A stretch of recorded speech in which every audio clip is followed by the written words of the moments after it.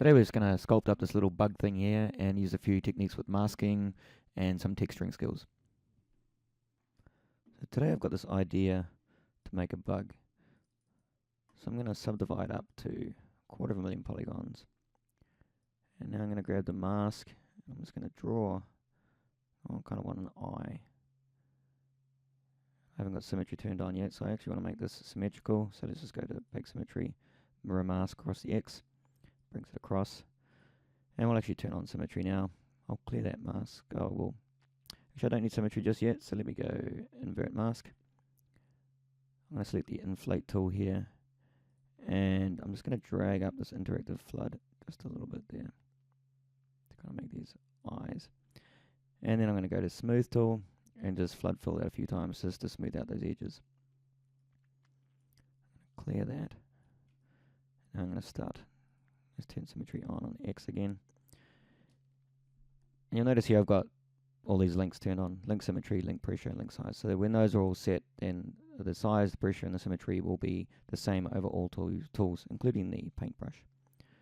So now I just want to kind of got this idea for these dots. I'm going to draw some with the mask turned on. Draw a few dots. Bring the size down as I go.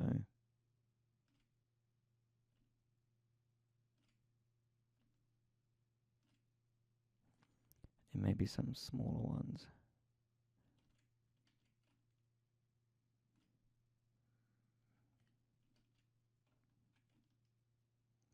Bit bigger.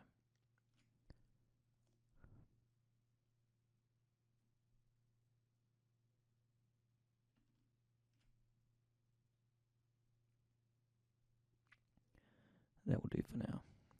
I'm going to use the inflate tool again. And on the settings, just drag that out. Invert the mask first. Drag those out. And then I'm going to flood fill with the smooth again to make these little kind of little buggy eyes. So we'll clear that mask. It's looking fine. Actually, just I'll undo that. I might keep that mask. To do that, I believe I can come up. I'll just create a new layer from this. I'm going to copy the mask. I'm going to paste it on here. I'm going to call that bug eyes, just so I've got that mask for those. I won't worry about these big ones. So I'm going to just continue working on this base object layer here anyway. Why not? Well, let's use the layer system. So I'll add a new layer. So I'm going to add a new layer. I'll clear that one there. So I'm on this new layer here. Let's call this horns. So now I want to do the same sort of thing with these horns here. So I'm going to create a mask. Using the mouse now, switch to Wacom. Just drawing in a quick little circle here to build that mask out. I think I want these to be a bit bigger actually.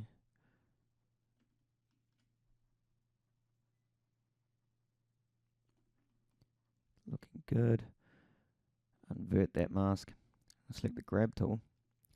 And I'm going to change to normal mode. And then I'm going to come over here, make the brush a bit bigger, and just drag that out.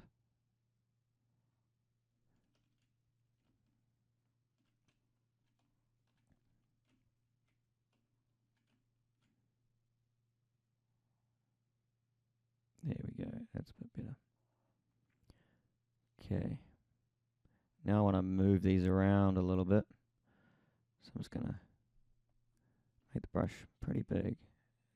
Just kind of, I need to switch to mouse mode. Just kind of pull them out.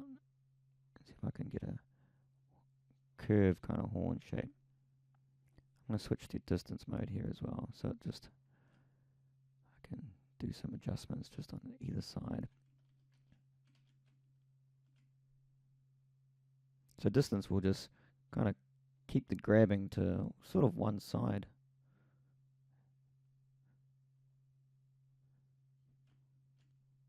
Just have to play with the distance option to see what it really does.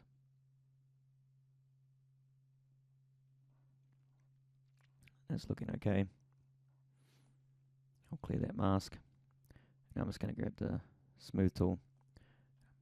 I'm going to smooth out all these areas here.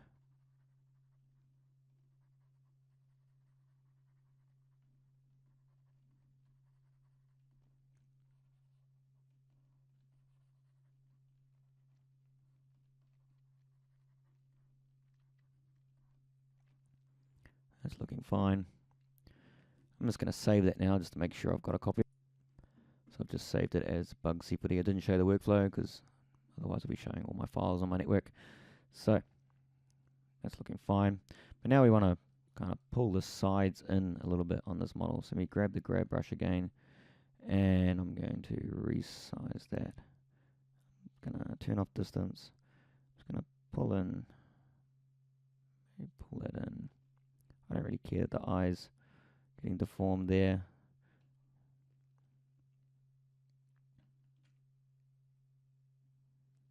Let's pull this out a bit. Maybe pull it forward. And pull that in. Oh. Just holding down Control Shift to resize that with the Wacom.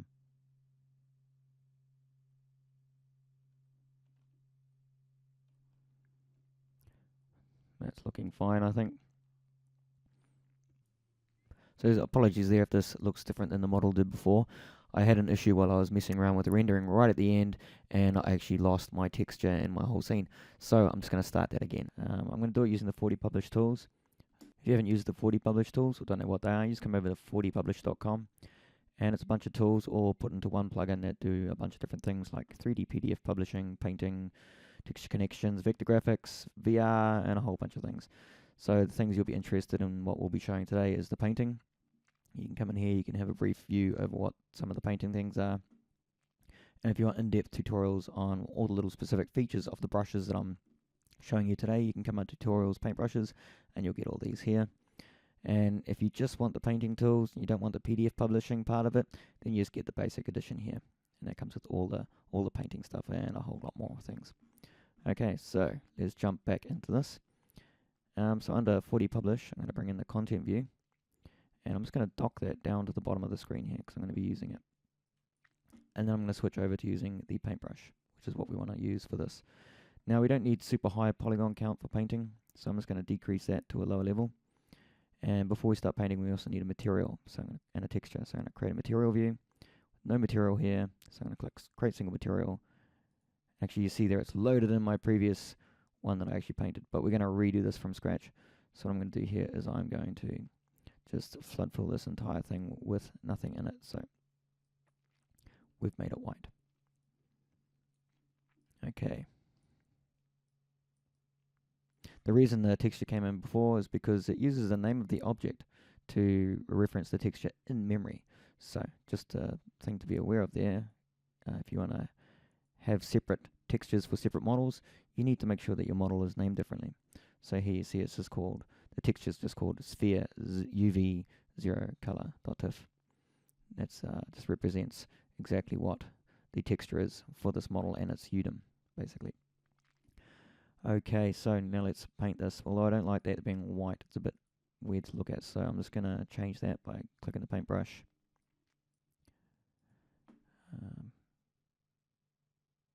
Actually, this paintbrush, if you're going to be painting colors, this is one thing this paintbrush doesn't have. Another brush does. The standard brush has a color interface, but the paintbrush itself actually works with body paint. So if I quickly switch to body paint, and if I bring up the paintbrush and the material view just to show. So this paintbrush that we've got selected here, this one here, it works using the colors from the body paint itself. So I can just come in here, I want to make that a grey color is what I wanted.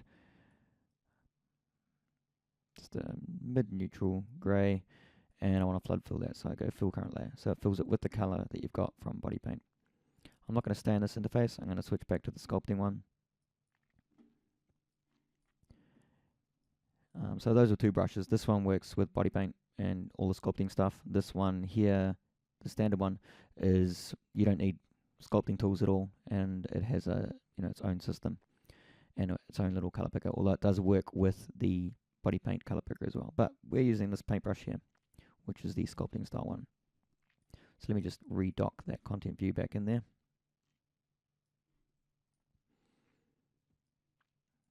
And I'm going to come over to stencils. I'm going to grab the side of the face here. I just control click that. Let's have a look at this texture. Let's go to stencils. Let's bring down transparency. And let's move it so that like we've got skin covering all this model here. And now I'm just going to come in. I want to make sure I've got symmetry on X. And I'm just going to come in. I'm going to block in all that texture in here. Let's check the wireframe of this.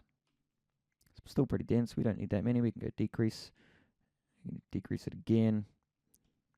And it'll make the sculpting faster. The painting. Come in here, just very roughly doing this. I'm not really worrying about the details too much. I just want to layer in a base color for this. And I'll put it over everything here. I'll even put it over the eyes.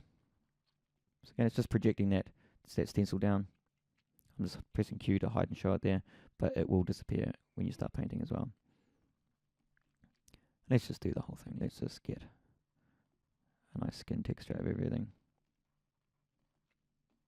Now for these horns, actually what I was thinking of was using some kind of skull texture.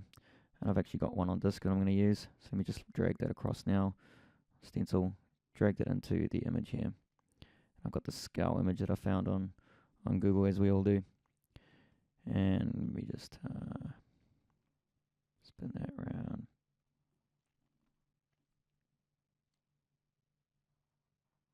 Some people may hate the fact that I'm using these tools, but it kind of shows what I'm doing a little bit as well.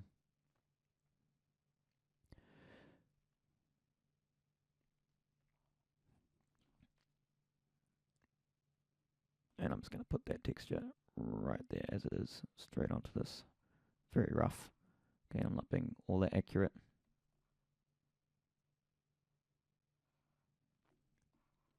Gives it a bone kind of look there. Okay, that's good enough for me. A bit stretched on the sides there actually, so it's not good enough for me. Bring this brush down.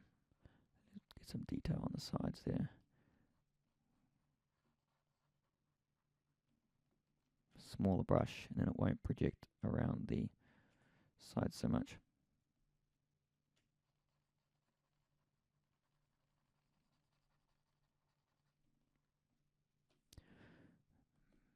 Transparency. Can't really see what I'm working on there. Anyway, you get the picture there. It's looking a bit better. Shift and smooth some of that out.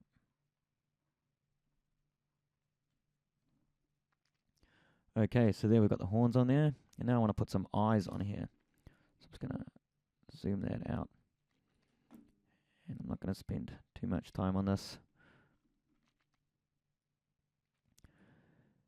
Switch to our favorite eye that we use. I'm sure this model is horrified that I'm using this eye all the time to do this kind of stuff. I'll switch to using a mouse for this, because actually it's easier for the manipulating, using the middle mouse buttons and everything on a mouse. I need to increase my detail again, because I want to be able to see these actual eyes. And I'm going to paint an eye on there.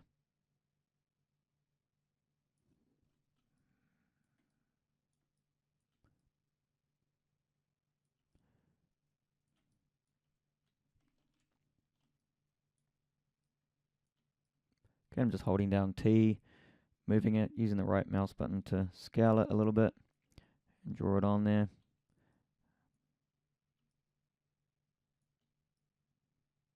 I might do these in single dabs actually, so instead of having to draw for a little bit, just come over here. Oh, we're on 300% actually. Should be 100. Had it on 300% for a different thing. Come on, let's put some eyes very quickly, very roughly. It's meant to be a fast tutorial, not a slow tutorial. Alright, we've got some creepy eyes there. And I want to put one on here as well. So, and I might use this one where she's looking that way. And I'll just scale that up. Middle mouse button to rotate. And that's looking good about there. Let's just bring that in.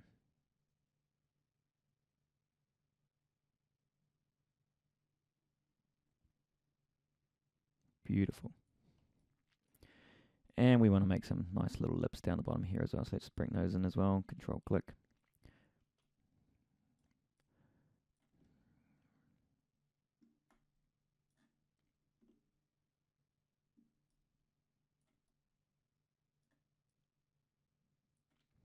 That's going to look great. I'll turn off symmetry for this one. Actually, no, I'll leave symmetry on. It doesn't really matter. It's going to look fine. And I want some texture on this nose here, actually, so I'm just going to grab a stamp from the sculpting system. Something like that one there. And I need the pull brush, actually, for this. No stencil on. Stamp brush set. I could just add some detail so it's not as boring.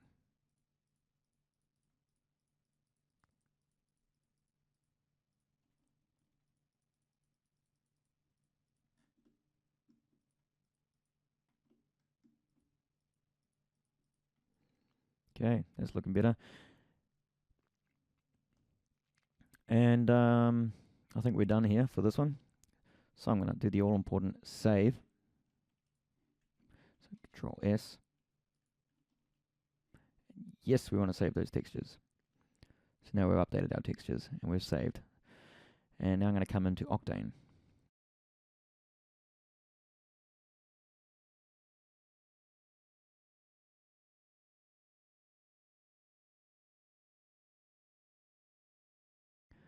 Next, I want to come in here, this up here, and I'm going to actually add a HDR environment map, add a TextCon connection tag, and then I'm going to drag in the file from here onto the TextCon tag. And then in the HDR tab down here, you can change your HDRs for your rendering. And let's just change some maps here. That actually looks a whole lot better. And so that's it. We'll just leave it there. That will be our sculpt for today. Thanks.